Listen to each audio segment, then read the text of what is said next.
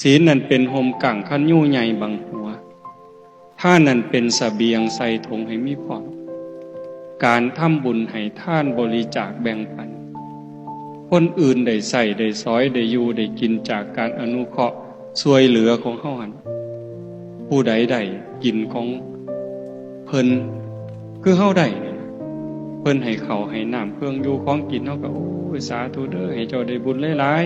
ๆคือกันท่านน่ะเป็นเสบียงคือห่อข้าวห่อน้ำแม่นสิย่างเดินกวงๆทางเบิ่งว่างกวงไกล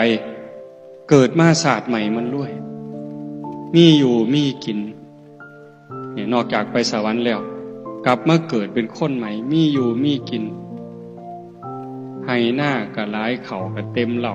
งวกไปนั่นก็มีงวกไปนี่ก็มีบ่ขาดบ่เคินพ่อหยิบพ่อใส่อยากเฮ็ดบุญก็ได้อยากซอยเหลือคนก็ได้สิกินเองก็ได้สิสร้างหยังก็ได้บ่ขัดสนอันนั้นเกิดจากอานิสงส์ของท่าน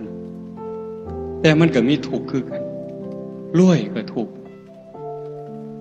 มีเงินหลายก็ทุกข์เคยมีนิทานหลวงปู่พุทธทาสเพิ่นเล่าว่ามีคนขอทานผู้หนึ่งไปนอนอยู่ใต้บ้านเศรษฐีนอนข้างกำแพงจังซี่คือเฮือนโยมไม่ออกมานอนอยู่ข้างกำแพงเพราะว่าคนถูกขอทานบ่มีบนอยู่เด้มานอนข้างเฮือนเศรษฐีเรามีคุยไปเป่าคุยคนเขาก็เห็นสงสารเขาก็เอาเงินให้ได้มามื้อใดก็ได้มื้อละสลึง2สลึงก็ซื้อกินหมดมาหอดยามมื้อแลงก็นอนข้างเฮือนเศรษฐีกับเป่าคุยม่วนขาขึ้นหางเป่าคุยก่อนสินอนมันนั่นเป็นสั่นเป็น5 ปี10 ปีผ่านไปมัดมื้อนึงบัดนี้มันบ่เป่าคุยเศรษฐีเราก็ได้ฟังเสียงคุยนั่นล่ะกล่อมนอนแล้วมันเป่าม่วนนะมื้อนี้มันคือบ่เป่า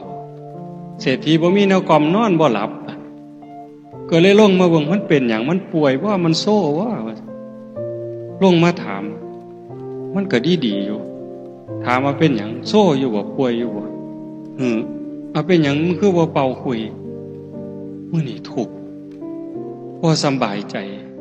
เป็นหยังมื้อนี้ขอเงินได้หลายได้มาตั้ง10 บาท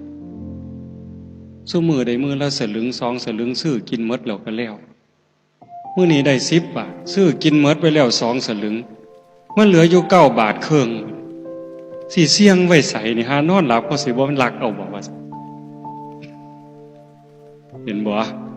โทษจากรวยเห็นบ่มันเหลืออยู่9 บาทกลัวๆนี่สิไปเสี่ยงใส่ที่ฝังดินก็บ่คักที่กำไว้บ่นอนหลับมันก็สิบ่ฮู้เรื่องคือเก่าใส่ถุงไว้บัดนอนหลับเขาก็สิมาพลิกเอาคือเก่าจักสิเอาไว้ใส่เลยนอนบ่หลับว่าซั่นว่าบ่มีอารมณ์สิเป่าคุยดอกมื้อนี้ว่า